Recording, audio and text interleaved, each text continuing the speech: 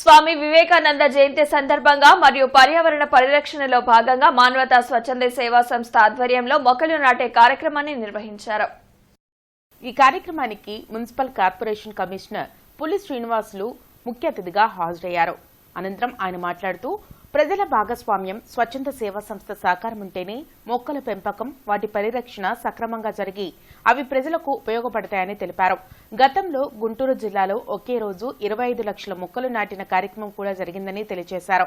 ఉత్సాహంగా మొక్కలు నాటడమే కాకుండా వాటి సంరక్షణ బాధ్యతను ఆ వీధి గృహ సభ్యులు తీసుకుని వాటిని జాగ్రత్తగా పరిరక్షించాలని ఆ వీధిలోని గృహస్థులకు తెలియజేశారు.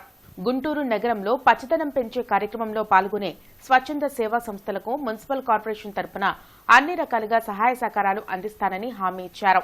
ఈ కార్యక్రమంలో మానవతా చైర్మన్ పావులూరి రమేష్, మానవతా సెక్రటరీ కె సతీష్, పర్యావరణ పరిరక్షణ కమిటీ చైర్మన్ డాక్టర్ రత్తయ్య, మానవతా పర్యావరణ committee convener Ratnarao, vice president Subrahmanyam, treasurer Sairam తదితరులు పాల్గొన్నారు. నాటిన తర్వాత ఫర్ ఎగ్జాంపుల్ ఈ అపార్ట్మెంట్ ఉంది, అపార్ట్మెంట్ వాళ్ళు కేర్ తీసుకొని 4-5 మొక్కలు కాపాడుకున్నారు అనుకో ప్రాబ్లం లేదు. బట్ మనకేంటంటే మొక్కలు నాటుతాం కానీ కేర్ తీసుకున్న దగ్గరే మనం ఫెయిల్ అవుతున్నాం. అదే మాదిరిగా వారు పేద పిల్లల్ని టార్గెట్గా పెట్టుకొని కొన్ని కాంపిటేటివ్ ఎగ్జామ్స్కి వాళ్ళు ఫ్రీగా కోచింగ్ ఇచ్చి ఆ కాంపిటేటివ్ ఎగ్జామ్స్ ద్వారా వాళ్ళ భవిష్యత్తులో పిల్లలు స్థిరపడేందుకు వాళ్ళు ఇతోధికంగా సహాయం చేస్తున్నారు. అది నన్ను చాలా బాగా అట్రాక్ట్ చేస్తుంది.